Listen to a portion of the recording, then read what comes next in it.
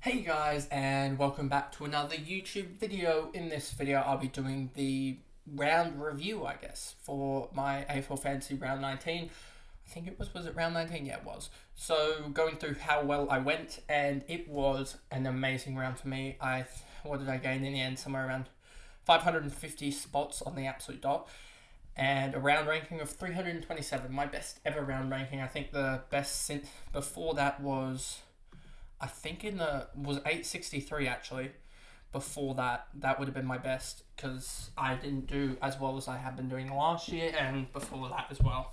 So 327 is my best ever round ranking, and ended up being a score of 2455, which isn't necessarily actually my best ever score. It's just that we didn't really get that 170 score or anything. Let me look at the highest score for the round. Was actually Charlie Koner's 146, which people wouldn't have had.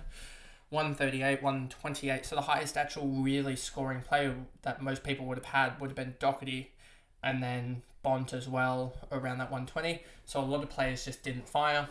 Anyway, before we get into the whole video, remember to like and subscribe, turn the notification bell on so you know when I upload, as I hope to have this video and my trade targets out on Wednesday, and then also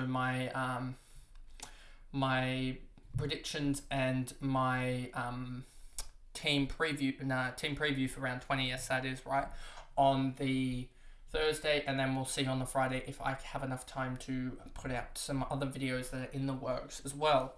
So now let's get into the video. As you can see, 2455, team value of 22.6 million, and now that's up to around 84 million, so up by 0.18 million, which is great considering we had the likes of, if I go back here, we had the likes of Mullins go down by 20k, James Sicily went up, Nick Dacos went down by 8, Jordan Dawson went down as well, Doherty went up, Sinclair would have just gone down, Tom Stewart went up, Campbell Chesser went up, Bont again went up, Merritt would have gone down by 31k as well, Brayshaw went down, Petrarca went down a little bit, Parrish I think went down a little bit as well. Steele would have gone up massively. Yeah, he was one of the big risers. As the Saints guys were big risers. He went down as well. Taranto under 1 million for the first time in a while. Rosie doesn't show his. I guess he hit his break even, so he didn't change. Gordon went down as well. Cogs, he didn't change as well. So a lot of people hitting their break even. Cameron didn't change. Himmelberg went up by a lot, and then you have the bench. Marshall would have gone up by a little bit, and obviously the big changer is Windhager going up. I'm pretty sure No Long just went up. Yeah, 8k for him and 16k for Williams. That's 100 there. Okay, there we go. So now going through the team, I was really happy with this going into. I was tracking really well. Like at one point I was like the 90th ranked team, but then Steele went nuts in the last quarter, which was about the only guy I couldn't have go nuts, as he was a captain for a lot of those guys that had the failures of Merritt, Brayshaw, Dacos, even Dawson if you captain him that late. Obviously no one really had keys, I don't think. Some people would have had Cogs, and some people would have VC'd Goulden or Tim English. So there was a lot of guys that you would have VC'd that failed, so you would have jumped on Jack Steele, and he was actually, as looking here, he was the top scorer for the week, pretty much out of anyone that had him, or anyone worthwhile, because like Kerno here, as we see, is 5% owned. He actually could be an option next year, to be honest. And then Ridley was 2% owned, so those guys are just not really that owned.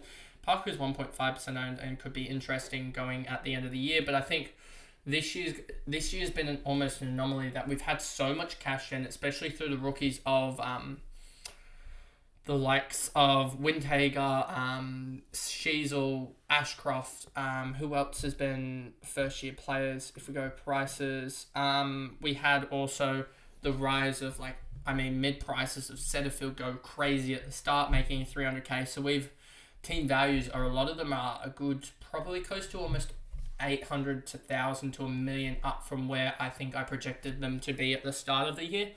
And that 800,000 has enabled us to use another 100k or so and get literally the top 6 best defenders by like round 17 or something like that, have some of the top best and also the injuries has really helped us out. Having Clayton Oliver out has enabled us to move on to other guys, etc., and really help that out.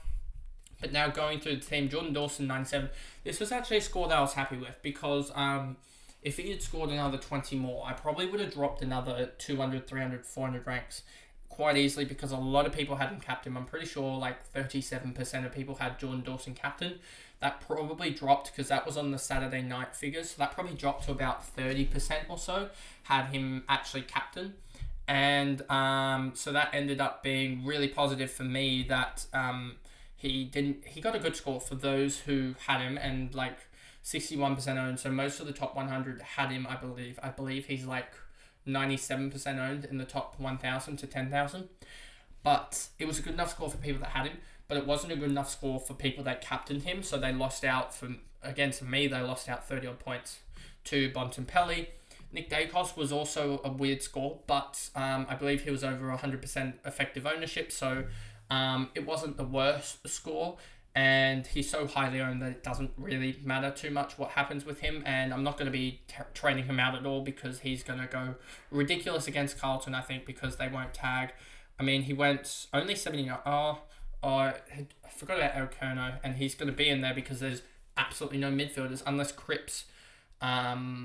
Silvani's they have like 5 or 6 guys, and like 3 of them are midfielders that are all tests. That's why I don't even think Hewitt is actually that good of a trade option when I get to that video in later today.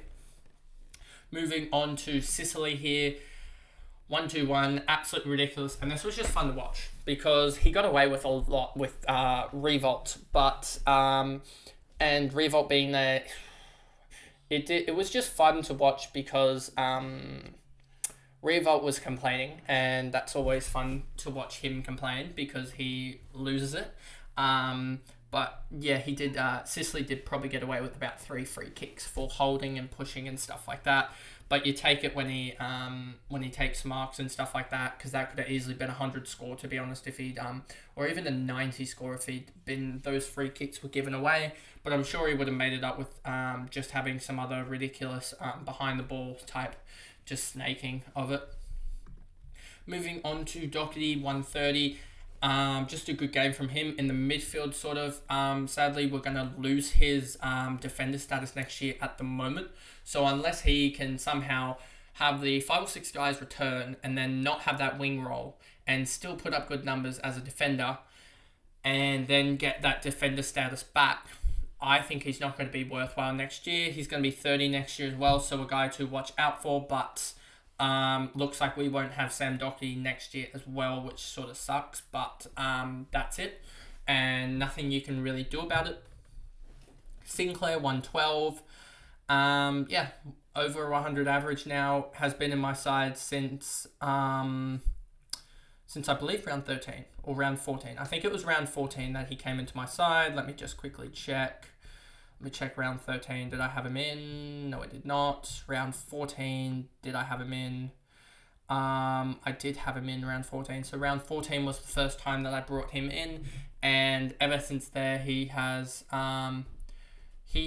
been doing really, really well, and only one score below 100. I mean, he did have a 100, 101, but he's had 3 big scores for a defender, really, a 110, 112, and 130, and that's just ridiculous. Tom Stewart, 116. That was also fun as well. He went into the midfield, actually, so it was a different role for him, and I think it helps because it shows that he has the ability to, I guess, evade a tag. And I think against Freo, we could see him potentially run in the midfield, but I also think against Freo, they have 2 tools, so we'll see. I don't know if Radaglia is back yet. I checked the injury list this morning, but I've completely forgotten who's actually injured from Geelong, as I was more checking. One of my mates had the trade plan going, and it was to swap out Marshall for Gawn, which could be a play, but we'll go through that. So you got Buse short term, who's Buse is a test, Segler short term, Clark short term, Guthrie short term, Kruger short term, and Gary Rowan a test. So I do think if I go back to their team last week, Stewart I do think is still a very good option if they do go the double tall. As if they do go two talls in defence. Let me just check with them. They went in defence. They had Stewart, DeConing, Guthrie, Colin Jasney, Henry, and O'Connor. Colin Jasney is 193. Sam DeConing's 204. So you've already got those two tall defenders. And you've got Bose there, who's 189. So he's still tall enough. And you've got Henry there at 192 as well. So you already have those three sort of defenders as well. And I wouldn't be surprised if Zach Tui slots back into the defence as well to open up O'Connor on the ball. If that actually, I'm pretty sure that happened in game. And you could even have they have such a tall lineup that I think Stewart is able to roam free. And I think if Radaglia comes back, I don't know if what's happening with him or whether he's out for the season or whatever. I didn't see it on the injury list, and they didn't play last week, so I'm wondering what's going on there. Whether Stewart will be able to even more run free. But I think he's still the great option, and whoever doesn't have him, it's not hard to get him at 833k with all the changes you can make. Like even Marshall down to, where is it, Gorn? If I go to Gorn here, that's 170k almost, 168k, and 168k pretty much gets me from Keys to Dunkley anyway, as well as having 70k in the bank. So that's the reason why I was thinking about that trade. But Gorn is only a risk because he does have really, really good matchups actually. And what does Rowan Marshall have? Rowan Marshall has... Those are going to be tough. That last three is going to be a tough matchup run. So it all comes down to, do you expect Grundy to come back? Because if he does come back, then Gorn's ruined. But if he doesn't come back for the finals race, then Rowan Marshall could be outscored by Gorn in this run home, and could be the difference with me going up to potentially somewhere close to in the top 1,000 ranks, just because Gorn will score those 140, 150s easily, and Rowan Marshall has been struggling of late with injuries and needed a goal, 1 goal, 1, 2, and 6 marks, 6 tackles to get up to the 120. Onto my VC for the week. Bontempelli, absolutely nuts. Had calf strapping on, so could have been a way that people decided not to go for him, but 128, I'm really happy. Knew this was, or predicted this was going to happen. Hasn't dropped. He has been my pick of the year. From picking him up, what was he priced at originally? He was priced at 890k or something like that, which is an average of 101 or something, 102. If we look at last year, 100.6 he was averaging last year, and he's gone plus 16 on his average, and I almost traded him out because he didn't perform in the first 3 weeks. So for him to have picked it up, we're talking, if there wasn't other issues, and the fact that you just got to remember to stick with your premiums, as I had predicted all year that I thought Bont was one of the best guys to go with. Other than that, there was definitely thoughts with him and Petrarca, what am I doing here with those two? But those two have actually worked out really well. Petrarca's gone 108 and he was priced around the same, so he's only gone up 7 or 8 on his average, but that's really good as a premium pair. And yeah, just really happy with Bont. I mean, if he could have finished his dinner in the first 3 games, basically, or first 4 or 5 games, where he wasn't tunning up at all, we would have seen him be probably 120 average, let's be honest here, as he would have got another 40, 50 points, at least from those first 3 games. If he'd scored 110s, that would have been another 60 points, and that would have been another 3 and a bit on his average, getting him close to that 120, and 120 is basically the marker for top average. If I look at average here, it's now Clayton Oliver 118. I think Bont would have overtaken that, but there's that. Merritt here 88, disappointing. A lot of people brought him in and sort of thought that he'd go large, but you're preparing for this 4-round stretch, honestly, against the Swans, Eagles, North, and Giants.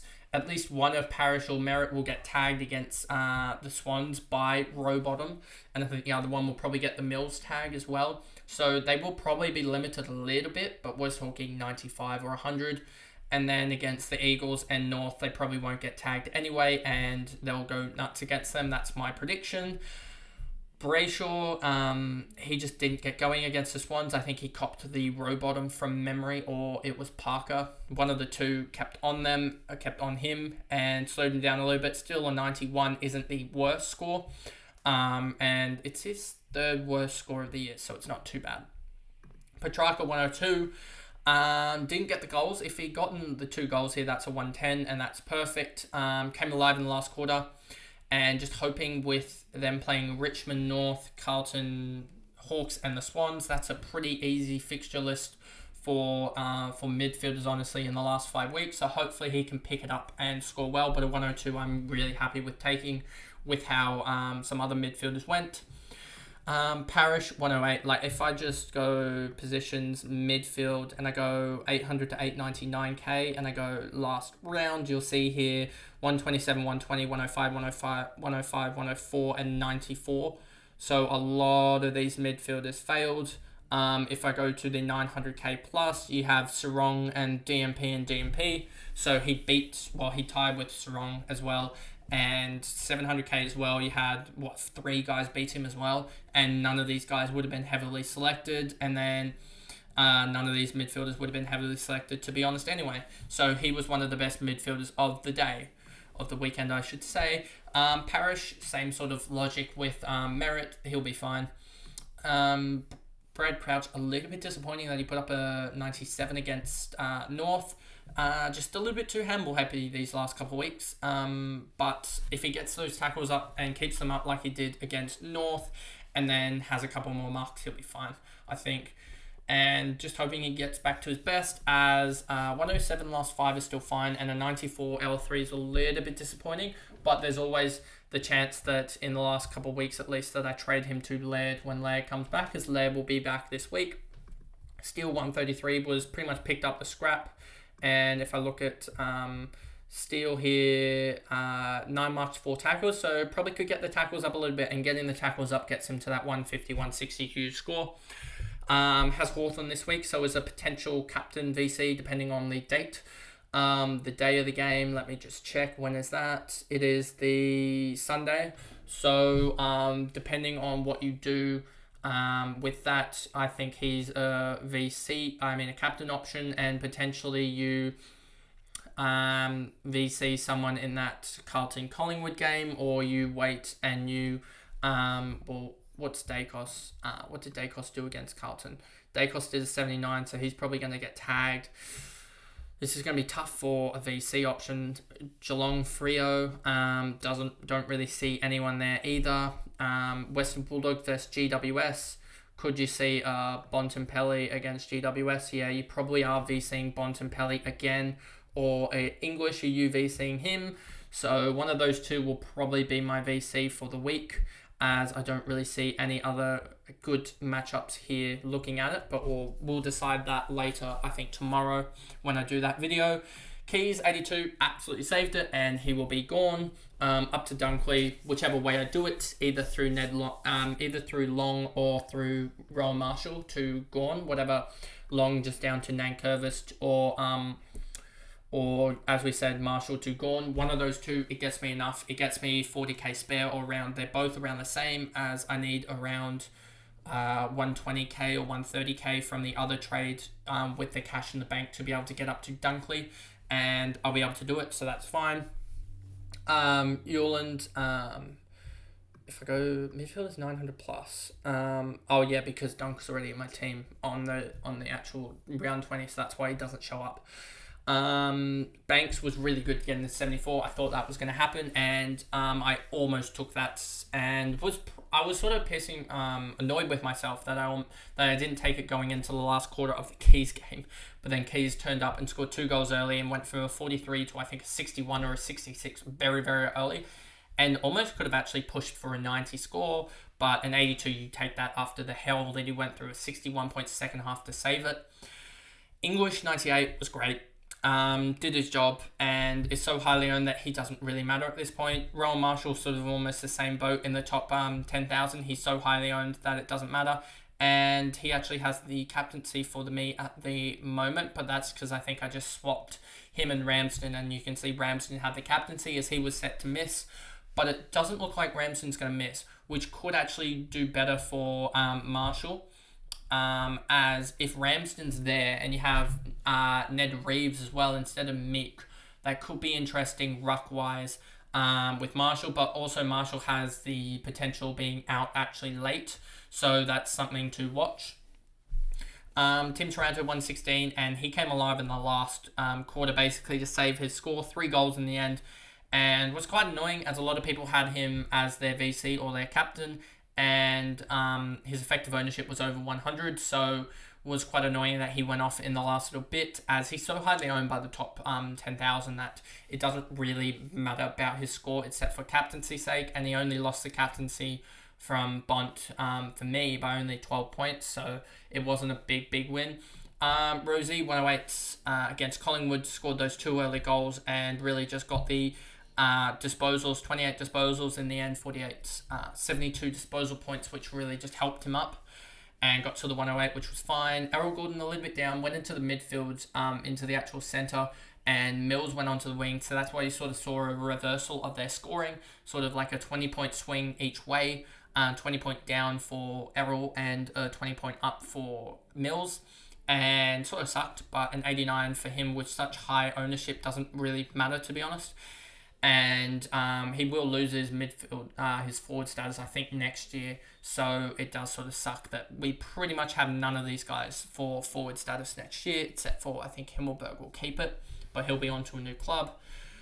Cornelio 91, a little bit disappointing as he isn't 100% owned from the top 10,000. I think he's around that 70% owned, 60% owned. So there is a little bit of leeway, and you can't be having a 91 with that sort of ownership. You really need that 110 to hammer home that it's not necessarily a pod, but it's not an out-and-out everyone's got him in the top 10,000. So you just needed him to go 100, basically. Darcy Cameron is sort of, I guess, a pod to a certain extent in the top 10,000, and this will probably be his last week for me against Carlton. Hopefully he can just go 100 and make, I think his break-even's like 80 or so hopefully he can make some cash, but we'll see with Darcy Cameron. 45 hitouts was absolutely nuts against Port, especially in the last quarter. I think he had like 15 or 10 in the last about 10 minutes because they subbed off Lysette. And Himmelberg 112, and this was ridiculous from him. A little bit disappointing last quarter of I think 15 or so, but he did his job, got the 12 marks or whatever, had this annoying free kick against, which would have been a 115, potentially even higher, as I think he was getting the ball basically from that, so that could have been a 118 or something, but you take a 112 with him, and he will be out of the side soon. It's basically him and Darcy Cameron going to go up to potentially Butters. Well, Butters and Jackson are the two guys that I'm looking at forward-wise, as I don't really see anyone forward-wise if I go to all players. 3-round averages. Oh, yeah, I was thinking about Sheasel as well. Sheasel's up there. I'm not going to go for Kerno as he's gotten through his juicy matchups. I'm pretty sure, yeah, he's gotten through them. Taylor Adams is always a sub-risk. Flanders as well is up there. So there's really 4 or 5 guys that I'm thinking about for that forward role. And the midfielders is basically Sarong and LDU and Laird. And that'll be, there's potential for there to be, I think Laird will come in for Crouch, to be honest. So I think you have Sarong and LDU for this spot here, and you've got Dunkley who will go down here once the trades are done, and then you've got another one, another forward spot. So you've got basically a midfield and a forward spot to go basically, I think. So anyway, now let's just quickly go through the bench. So Mullins 9, his price gains are gone. Basically, doesn't really matter. He'll just stay on my bench, honestly, at this point. Chesser, he will probably go soon, but he's just making cash. Banks is making cash now as well. He's got a low break-even. Yuland was injured in the VFL, but that's also good because it means he's not a sub-risk at all, so he's going to become a better loophole. Rowan Marshall, so Ramsden should be back this week. I wouldn't be surprised if they play him, as they haven't really found a way to work with Reeves and also Meek. So I wouldn't be surprised if Ramsden, I'm pretty sure, is more of a forward ruckman. Will play that sort of 30% ruck role. Then you have No Long, 47. He was actually decent. Obviously, Windhager 114, you take that, and he's just going to make massive amounts of cash. And I wouldn't be surprised if he has to be sacrificed, I guess, next week, unless I can get Darcy Cameron up enough, and Noah Long or someone else, or Chesser might go with that next week. But Noah Long is actually going this week as well, so I might be able to do it so that I have enough cash to be able to go Chesser and Cameron up to the likes of a Sarong or something like that, or a Laird, depending on schedule. And then Jack Williams is also getting enough, but I think he's too late to the party to actually be good enough. He might be the last upgrade of Crouch to Laird, to be honest. But yeah, other than that, I think that's basically it. My trades worked out well, as Johnson made a 22, Banks made a 74, and Parrish outscored pretty much everyone in that run, pretty much. So yeah, only bad side was, I guess, the Jack Steele 5 points extra over Bont that I could have gained, and 32 from Windhager would have been nice.